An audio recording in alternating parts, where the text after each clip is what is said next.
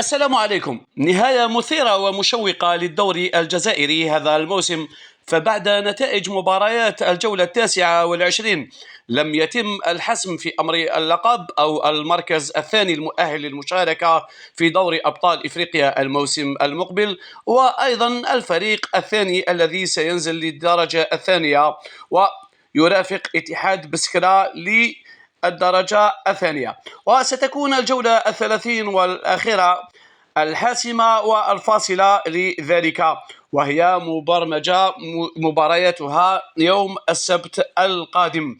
وهنا نجد العديد من المتابعين وحتى الفضوليين يناقشون مختلف الحالات الممكنة في مختلف الحسابات، ونحن بدورنا ارتأينا أن نقدم لكم كل الحالات الممكنة، حتى ولو كانت بعض الاحتمالات بنسب ضئيلة لكنها تبقى ممكنة الحدوث، لأن كرة القدم عودتنا على مفاجآتها الغير منتظرة.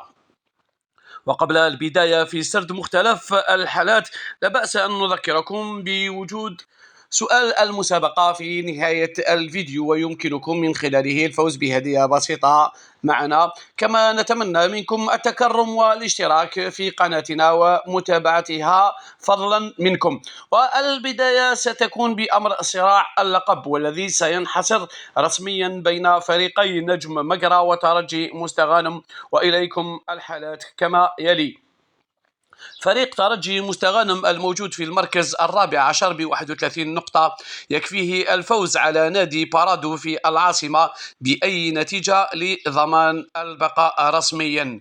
فريق نجم مقرة الموجود في المركز الخامس عشر ب30 نقطة، عليه الفوز على مولودية الجزائر في 5 جويلية، وعدم فوز مستغانم على بارادو لضمان البقاء رسميا. في حالة تسجيل الترجي والنجم لنفس النتيجة، سواء فاز كلاهما أو تعادل كلاهما أو انهزم الاثنين معا، فإن البقاء يكون للترجي وسقوط فريق نجم مقرة. في حال خسارة مستغانم مع بارادو وتعادل المقرة مع المولودية، وهو أمر ممكن الوقوع، سيتساوى الفريقان ب31 نقطة. وهنا سيتم اللجوء إلى أولا اعتماد معيار أكبر عدد من النقاط المحصل عليها من قبل الفريقين خلال المواجهات المباشرة بينهما. وهنا نجد بأن الفريقين تبادلا الفوز فيما بينهما، وعليه سيتم اعتماد أحسن فارق أهداف في المباراتين بينهما. وهنا يوجد التعادل أيضا، بما أن مقرة فازت بهدف ل0 في ملعب الإخوة بوشليق بمقرة، والترجي فاز بهدفان مقابل هدف بملعب بن سعيد بمستغانم. البعض منكم سيقول بأن مقرة توجد في أفضلية الهدف خارج الديار. نقول العكس، حيث هذا الأمر غير معمول به في هذه الحالة في قوانين الدوري الجزائري. المعيار الثالث لتحديد الأحسن في هذه الحالة هو اعتماد أحسن فارق أهداف خلال مباريات مرحلة الذهاب فقط. وهنا نفتح قوس: يتم اعتماد مرحلة الذهاب فقط، لأن مرحلة العودة عادة ما تشهد تلاعبات كبيرة، وهي هنا هذا الأمر جيد فيما يخص هذه الحالة. في هذه الحالة نجد نجم مقرة بناقص 6 عند نهاية مباريات الذهاب، وترجي مستغانم ب-9، وبالتالي سيكون السقوط لترجي وبقاء النجم مقرة. من خلال ما ذكرناه وبرنامج مباراتي الفريقين ضد بارادو بالنسبة لترجي مستغانم والمولودية بالنسبة لنجم مقرة، يبدو ترجي مستغانم الأقرب لضمان البقاء ومقرة الأقرب للسقوط. ثانيا، صراع المركز الثاني المؤهل لدوري الأبطال. الصراع سينحصر بين بلوزداد والقبائل بعد ضمان المولودية بشكل نهائي التأهل رسميا بعد وصولها ل 57 نقطة مقابل 54 لبلوزداد و53 للشبيبة. والحالات هي كالآتي: الشباب سيضمن المركز الثاني رسميا في حال فوزه على أولمبيك أقبو في بجاية دون النظر لنتيجة مباراة الشبيبة ضد شلف في تيزي. الشبيبة عليها الفوز على شلف وانتظار تعثر بلوزداد في بجاية إما بالخسارة أو بالتعادل. في حال تسجيل الفريقين لنفس النتيجة فالشباب سيكون في المركز الثاني بطبيعة الحال، بما أنه يتقدم حاليا بنقطة على الشبيبة. في حال خسارة بلوزداد وتعادل القبائل أمام شلف، هنا الفريقان سيصبحان بنفس عدد النقاط 54 نقطة لكل فريق. هنا سيتم اللجوء للمواجهات المباشرة التي تميل فيها الكفة للشبيبة التي عادت بالتعادل 1-1 من 5 جويلية وفازت 3-2 في ملعب حسين أيت حمد بتيزي وزو. بناء على ما ذكر تبدو الحظوظ متقاربة مع أفضلية نوعية لبلوزداد الذي مصيره بيده. ثالثا وأخيرا صراع اللقب.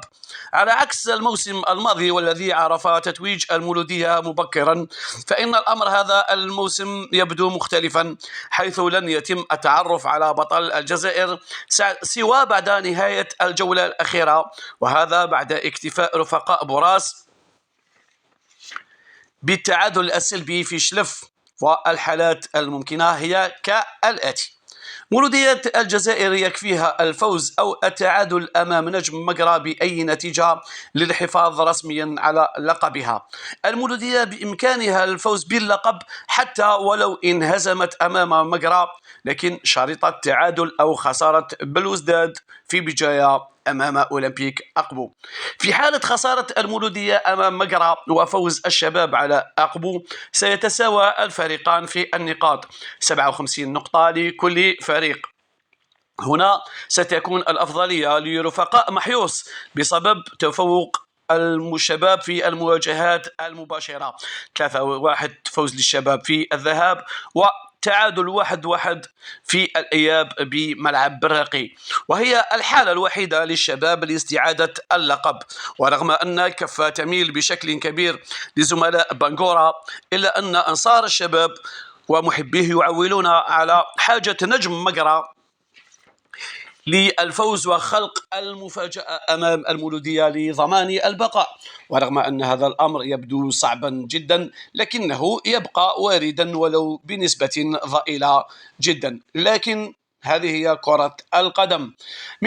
من خلال كل ما سبق فإننا نتوقع ما يلي: أولا، فيما يخص البقاء، بقاء ترجي مستغنم بنسبة 90% مع نسبة 10% فقط لنجم مقرى لصعوبة المهمة أمام الرائد.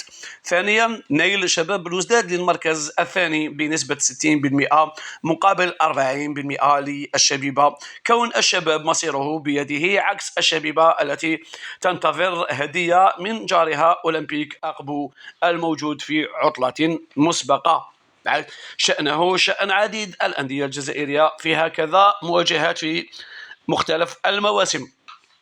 ثالثا، تتويج مولودية الجزائر بلقبها التاسع والثاني تواليا بنسبة 95% مقابل 5% لشباب بلوزداد في حال حدوث المفاجأة الكبرى في ملعب 5 جويلية. سؤالنا لكم والذي سيمكنكم من الفوز بقميص إحدى النوادي أو قميص المنتخب الجزائري هو كالآتي: ما هو ترتيب أندية المقدمة المتوقع لكل من مولودية الجزائر، شباب بلوزداد وشبيبة القبائل بالترتيب من 1 2 و3؟ في الأخير لا تنسوا الإعجاب بالفيديو، مشاركته على أوسع نطاق لتعم الفائدة على الجميع، ترك تعليقاتكم والاشتراك في القناة وتفعيل زر الجرس ليصلكم كل جديد متعلق بأخبار الرياضة الجزائرية والعالمية، سواء كانت رياضات كرة القدم أو رياضات جماعية أو رياضات فردية محليا إقليميا ودوليا. عفوا على الإطالة التي حاولنا من خلالها شرح كل مستلزمات هذا الموضوع. دمتم أوفياء. السلام عليكم ورحمة الله تعالى وبركاته.